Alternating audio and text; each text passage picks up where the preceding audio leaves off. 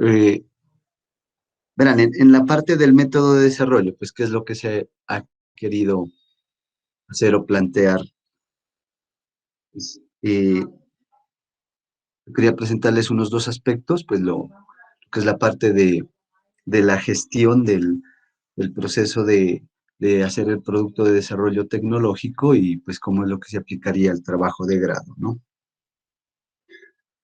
Y rápidamente les hago una analogía con lo que se busca con esta parte del método. Supongamos que debido a la pandemia, pues el profesor Álvaro Martínez ha incrementado su masa corpórea y quiere bajar de peso. Entonces él decide trotar, dice, no voy a hacer como actividad, voy a trotar. Entonces, la idea es que ese proceso de bajar, el bajar de peso se convierta en un proceso, ¿no? Y que se lo pueda gestionar. Entonces, el trotar corresponde al hacer, ¿no?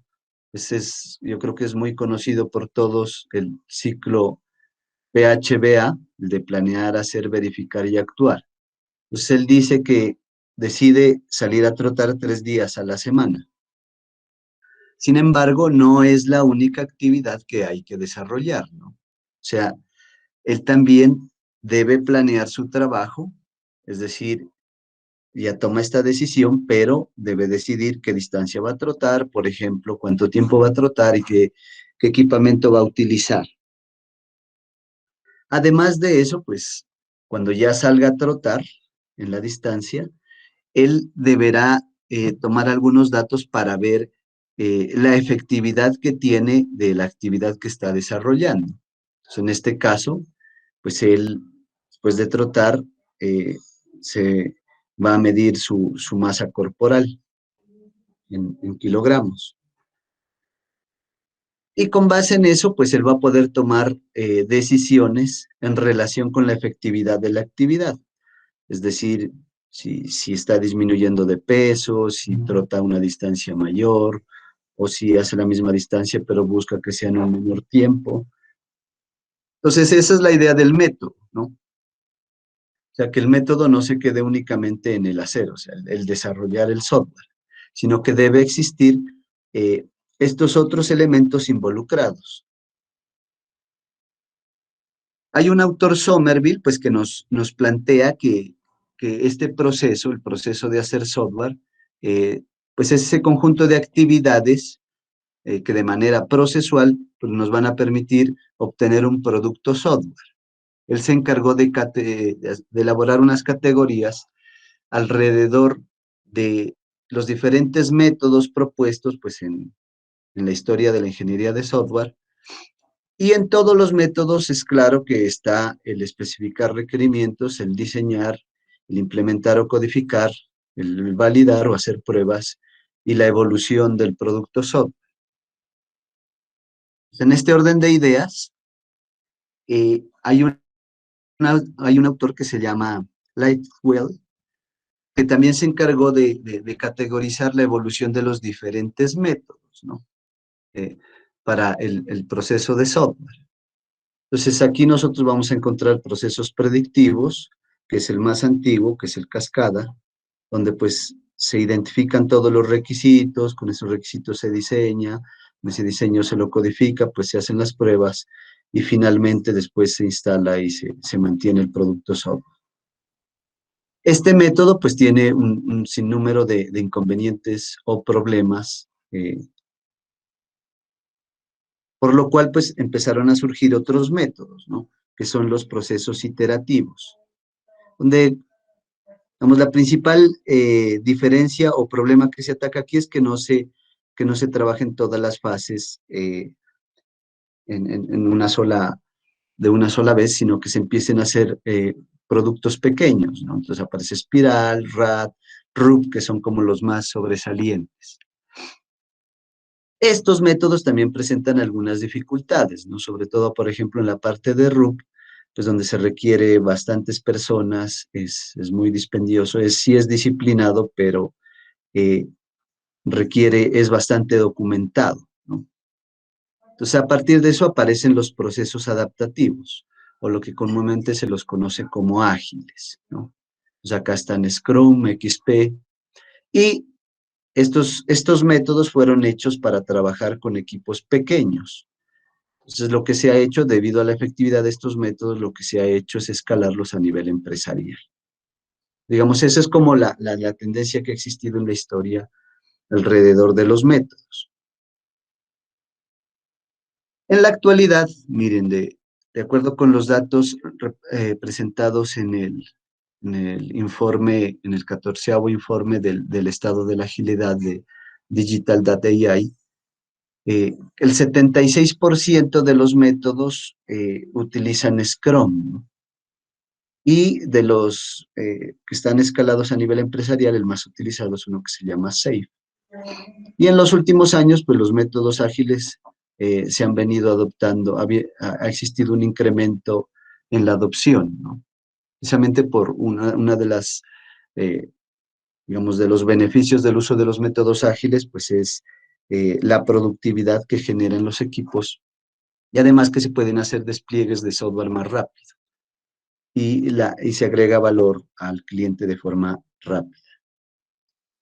Entonces yo el ejemplo que les he traído con base en estos datos, pues es a partir de Scrum, ¿no? Y lo que se propone en el documento es que, vemos, tanto el director o directora del trabajo de grado con los estudiantes, pues definan qué es lo que van a utilizar. Y una gran cantidad de autores, pues que coinciden que trabajar con métodos puros, pues digamos, es supremamente complicado, ¿no?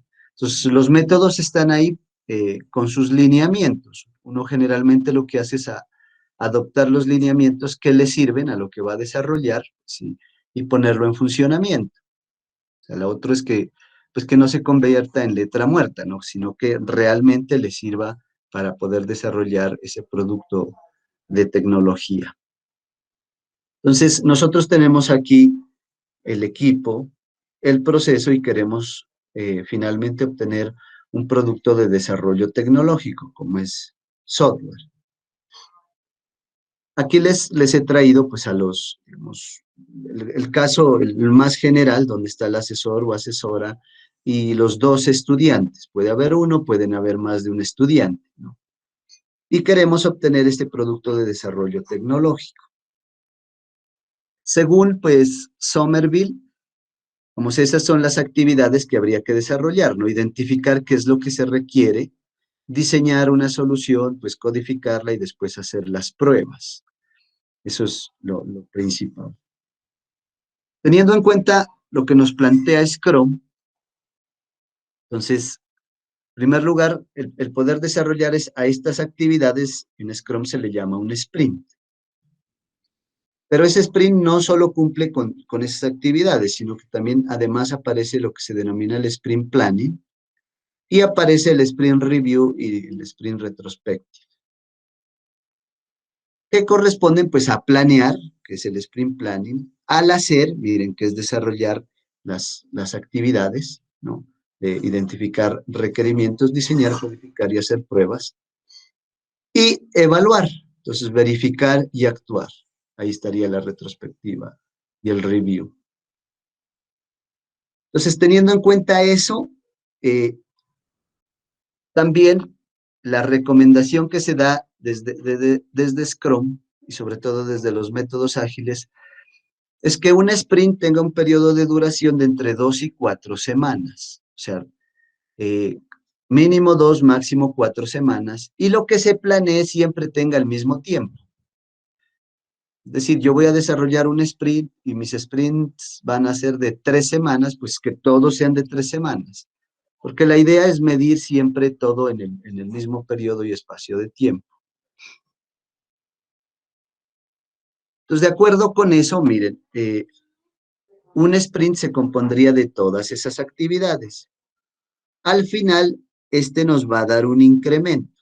O sea que va a ser una partecita de este producto software que yo voy a tener al final, pero que el cliente ya va a estar en capacidad de poderlo revisar, retroalimentar, y con eso que me retroalimente, pues plantear un siguiente sprint donde yo pueda incorporar eso que me diga el cliente y al final me permita obtener un nuevo incremento y así sucesivamente, ¿no? Entonces aquí vuelvo e incorporo en este nuevo sprint el nuevo incremento con la cantidad de sprints que yo identifique que podría tener ya un producto medianamente estable, ¿no? Medianamente estable dentro de un periodo de tiempo. Entonces, estos sprints serían pues los que al final me van a dar un incremento de ese producto software que al final, eh, muy seguramente si trabajo así, voy a poder tener un producto software que el cliente conoce y que muy probablemente en un segundo o tercer sprint el cliente ya lo está utilizando, ¿no? Entonces rápidamente se empieza a agregar valor a lo que nos plantea el cliente. El otro aspecto es, pues el cliente es el que tiene el problema, ¿no? El cliente es el que tiene el problema. Entonces, este cliente debe comunicarle al equipo qué es lo que él considera pues que está sucediendo alrededor del problema. Acá el equipo debe estar en la capacidad de identificar cuál es realmente el problema, ¿no? El cliente generalmente no conoce pues, cuál es el problema. El problema lo pone en términos de que falta o carece software. Pero según vemos eh, en este mapita, en esta figura, el software no es parte del problema, sino hace parte de la solución del problema, ¿no?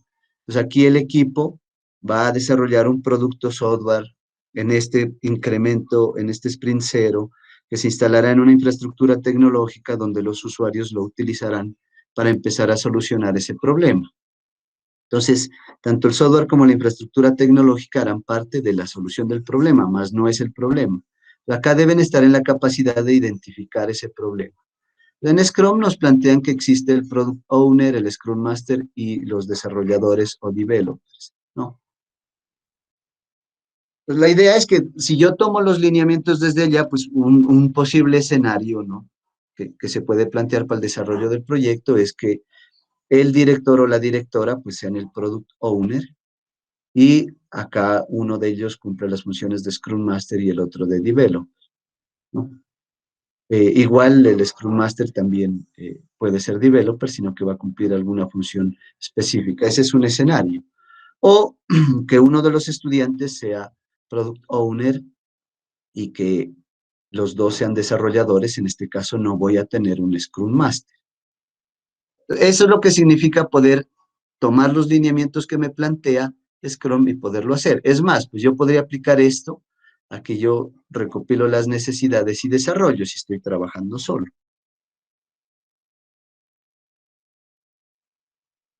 ¿De qué es lo que se encarga el Product Owner, en este caso, el estudiante, aquí con este rol? Se encarga de recopilar las necesidades que tiene el cliente una vez ha identificado cuál es el problema, ¿no? Y poderlas listar, cuáles son esas necesidades. Ahora, el Product Owner también se encarga de priorizar, ¿no? De priorizar, es decir, cuáles son las necesidades que se deben empezar a desarrollar. Una necesidad va a ser un requisito, puede ser funcional y no o no funcional, ¿no? Eh, las prioriza teniendo en cuenta que estas necesidades, al convertirse en software, me van a permitir solucionar el problema que tiene ese cliente. Entonces yo las priorizo y aquellas que se prioricen para desarrollarse en un sprint y se vuelvan un incremento, esto es lo que se denomina un sprint backlog, ¿no? Aquellas que han sido priorizadas. Entonces aquí miren, en artefactos vamos a tener el Product Backlog, la lista de necesidades, el Sprint Backlog. Entonces yo aquí voy a tener un incremento que cuando el usuario lo mire, lo utilice, me va a retroalimentar.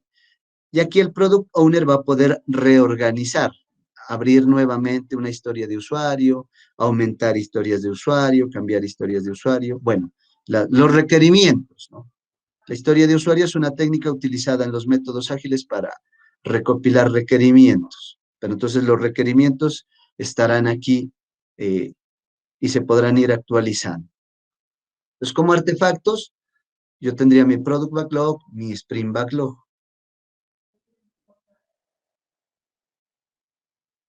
Un sprint, entonces, se compone de la parte de planear, de hacer y verificar, como les había indicado anteriormente.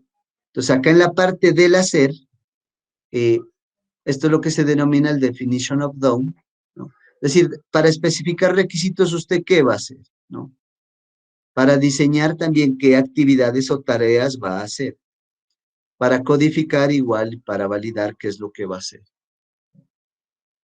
¿Qué es el definition of done? Es qué tareas son las que yo debo desarrollar para que una de estas necesidades que se han identificado acá se convierta en software y la pueda utilizar un usuario. Entonces, el equipo se encargará de definir qué tanto va a hacer. Y lo que haga, pues sí hacerlo y que vea que le agregue valor. Entonces, como artefactos tendríamos aquí Product Backlog, Sprint Backlog y el Definition of Done. Y eso finalmente, miren, se ve o se traslada ese objetivo 2 en el método, ¿no? Entonces, ¿qué tanto yo voy a hacer ahí?